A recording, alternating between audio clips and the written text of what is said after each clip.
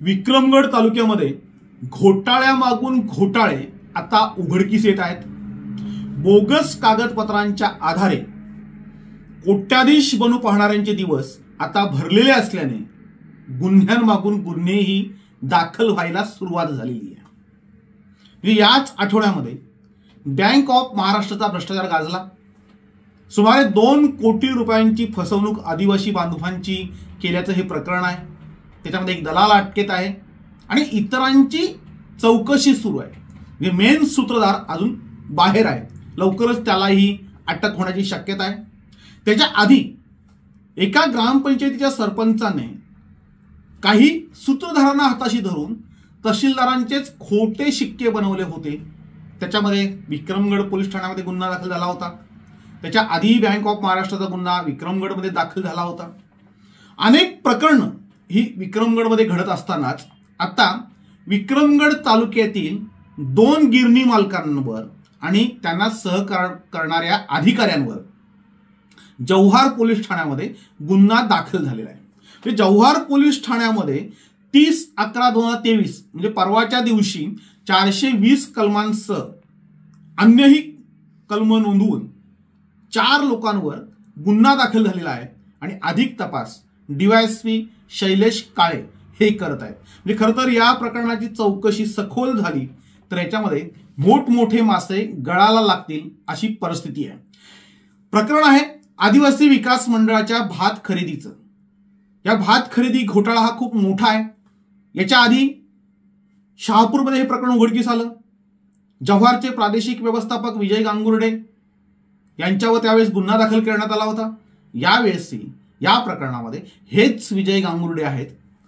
जे गुन्हा दाखल ज्यांनी केलेला आहे ते आहेत योगेश सुदाम पाटील, प्रादेशिक व्यवस्थापक आदिवासी विकास महामंडळ जव्हार। यांनी फिर्याद नोंदवलेली आहे। त्या फिर्यादीमध्ये पहिला आरोपी आहे विजय गांगुर्डे। हे तत्कालीन प्रादेशिक व्यवस्थापक होते। म्हणजे माजी प्रादेशिक व्यवस्थापकांवर आजी प्रादेशिक व्यवस्थापकाने गुन्हा दाखल केलेला आहे। त्यांच्या सोबत वसंत पाटील हे लिपिक आहेत, त्यांच्यावरही गुन्हा दाखल झालेला आहे। म्हणजे हे 2 अधिकारी आणि 2 गिरणी मालक सोपान गजानन सांबरे राहणार झडपोली तालुका विक्रमगड यांच्यावर गुन्हा दाखल झालेला आहे।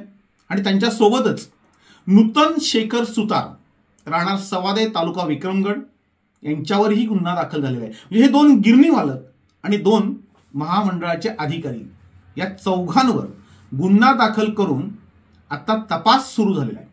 आता भात भरडाई करताना ज्या गिरणी मालकांना हे टेंडर दिलं जातं की ते भात भरडाई करण्यासाठी जे गिरणी मालक घेतात त्यांच्याकडून बँक गॅरंटी घेतली जाते।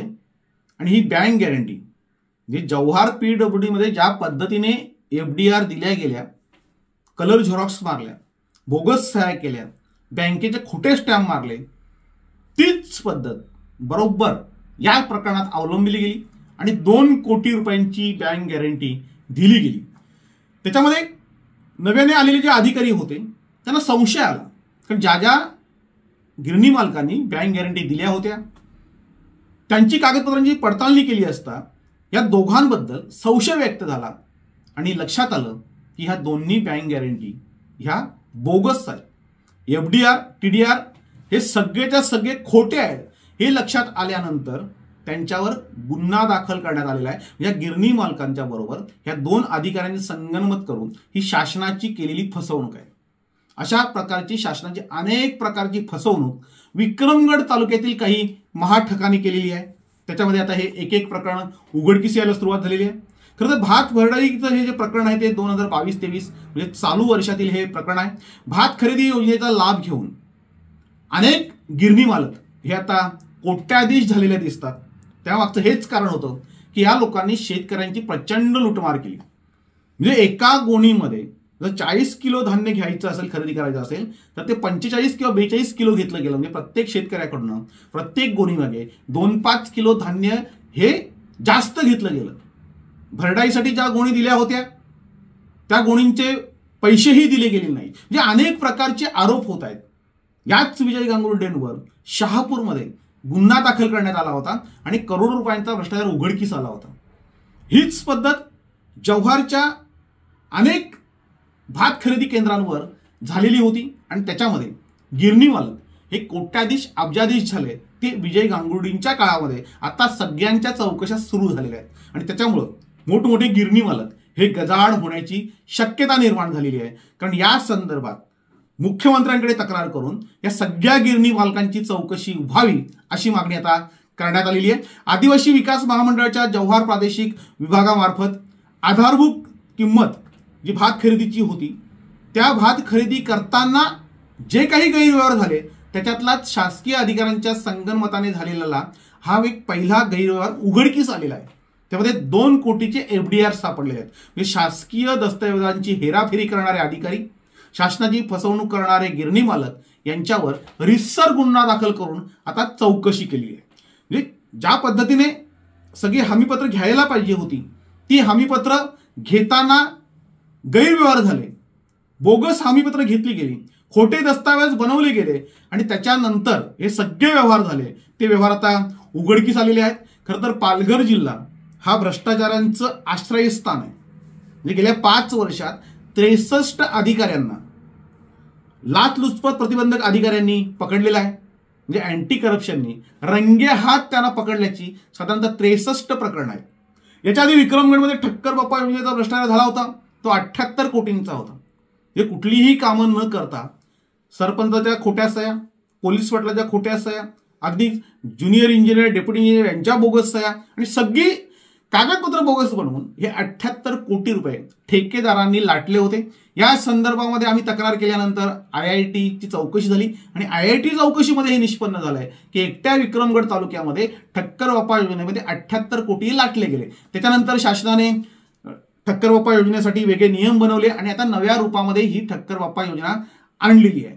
त्याचबरोबर या तालुक्यामधून बँका लुटल्या गेल्या, आता गिरणी लुटल्याचं हे प्रकरण आहे.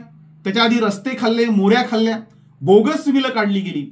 बँक ऑफ महाराष्ट्राचा भ्रष्टाचार गाजतोय. म्हणजे प्रचंड लुटमार, बोगस कागदपत्र आणि भ्रष्टाचार याच्यामुळे आता विक्रमगड तालुका हा गाजतोय. कुठल्याही प्रकारचं काम न करता कमीत कमी दिवसात कोट्याधीश अब्जाधीश होण्याची जी शर्यत विक्रमगड तालुक्यामध्ये लागलेली आहे त्याचे घडे म्हणजे पापाचा घडा जो आहे तो आता भरलेला आहे आणि त्याच्यामुळं हे गुन्हे दाखल व्हायला सुरुवात झालेली आहे.